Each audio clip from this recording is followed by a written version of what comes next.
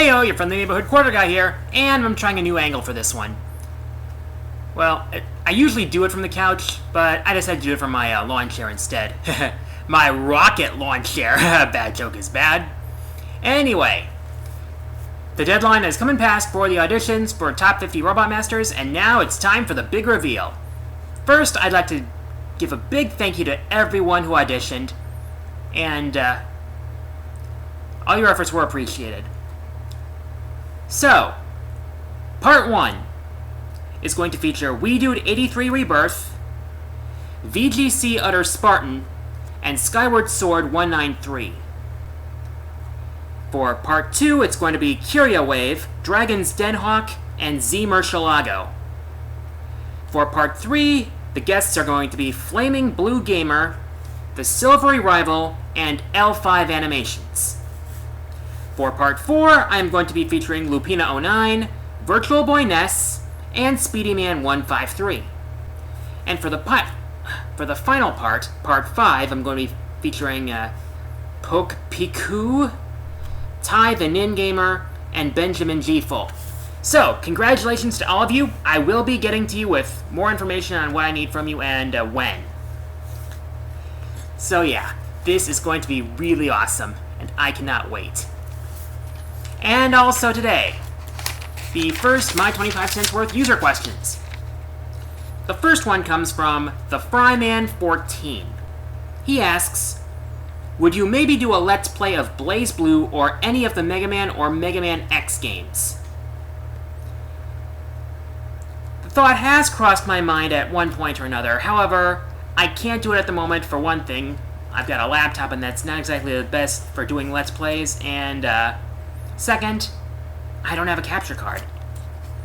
Sad, I know, but maybe with my next tax refund I might get a new computer and maybe I'll do a Let's Play then. I don't know.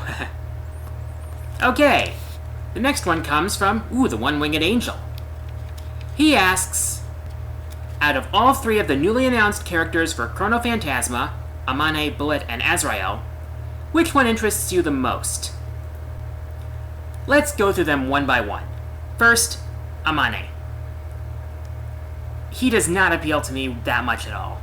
I mean, he's like Girahim without any of the charm, in my opinion.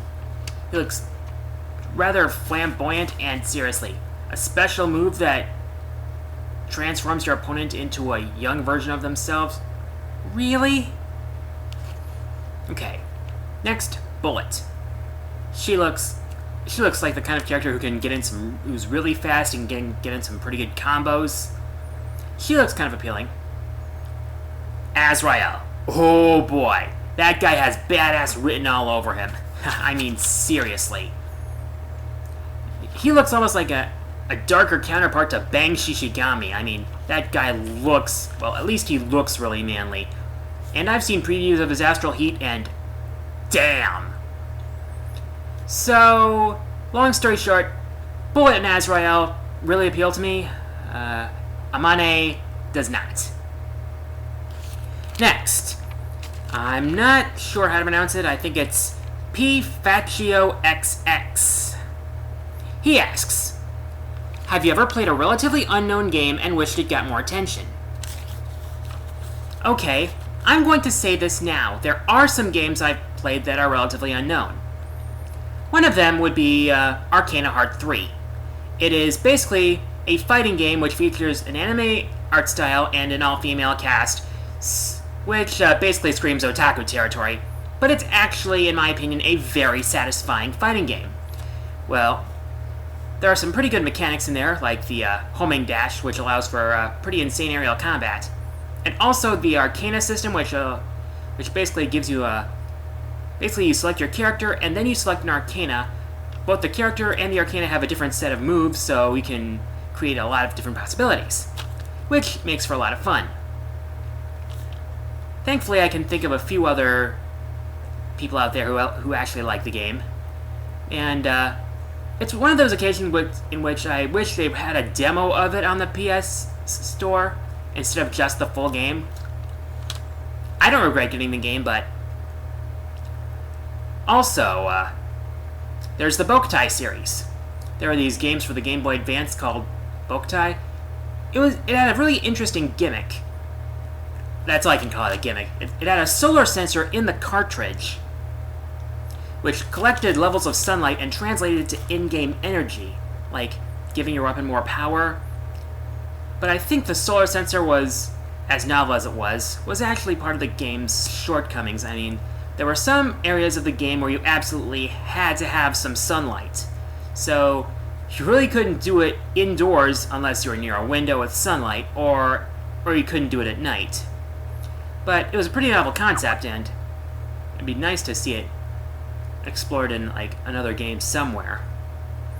Let's see, and oh yeah, UN Squadron for the Super NES, very overlooked 2D shooter. I love it to death. So yeah, I've played some games like that.